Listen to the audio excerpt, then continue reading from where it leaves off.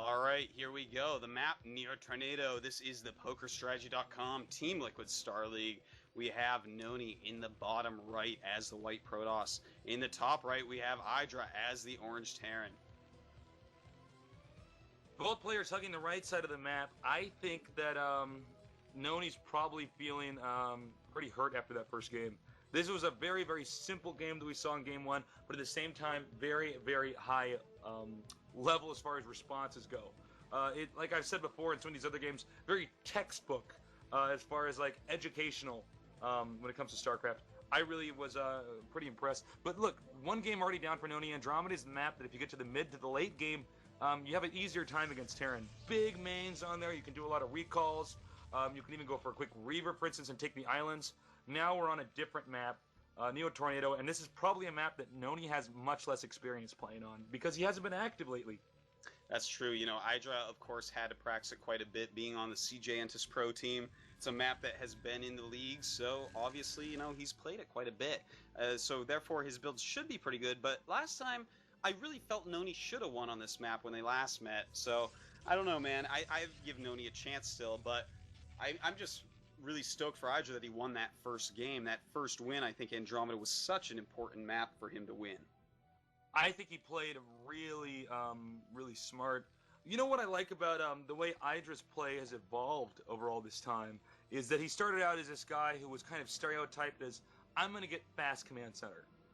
You know, one factory or one barracks fast command center. He's now mixed it up. Now he's webbed out into all these different directions. He can do all these different types of builds. And it's working out in his favor.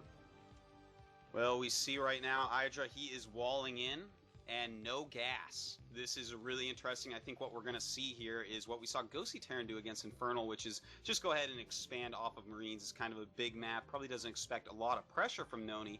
But at the same time, I would like to say that the build NonY did on this map against Idra last time was actually one Gateway Reaver. And if he was opening with the same build this time and scouts this, one Gateway Reaver into two Gateway Reaver is actually the exact counter to what Idra is doing here.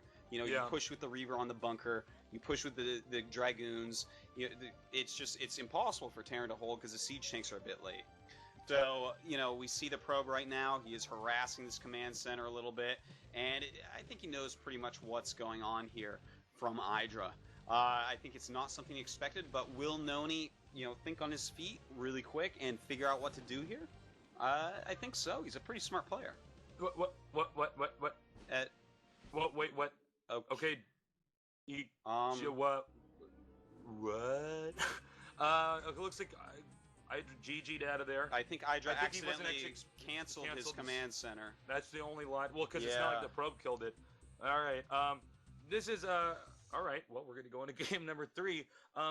A little bit not as Lord of the Rings final battle epic as I expected the game to be. Not at all. It was actually more like Idra slipped and cracked his head open on the pavement, and the ambulance didn't come in time. Okay, so we're actually tied 1-1. One thing that you sometimes see, for instance, Todd, the Warcraft 3 player, similar thing where if he sees he's a little bit behind early on, sometimes he'll just save his energy, leave right away, and just go to the next game. Saying, all right, I made a mistake, I canceled the command center, I'm not going to let my concentration be broken by having this 10-minute humiliating game where NonY's Reaver is sea-walking through my base while Nexuses are sprouting up like bacteria everywhere on the map. So he's just going to drop the game, leave it, presumably, and go to game 3. So we're on Outsider now, tied 1-1. The huge advantage that Greg had is not really there anymore. We're back to it evening out because the escape key is dangerous. It's why it's at the top left side of your keyboard.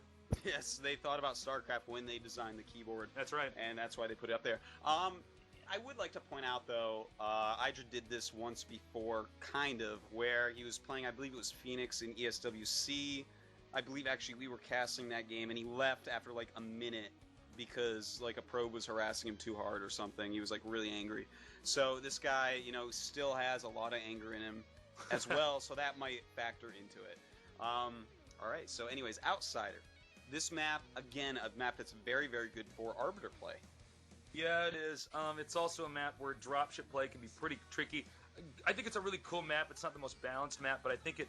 I really gotta commend the map maker for this because I love seeing maps like this on the in the game. It makes for much more dynamic play, and I think without further ado, we're ready for this. I believe so. All right. I think it is time, Tasteless. All right. Let's go into game 3. Let's do it. Okay.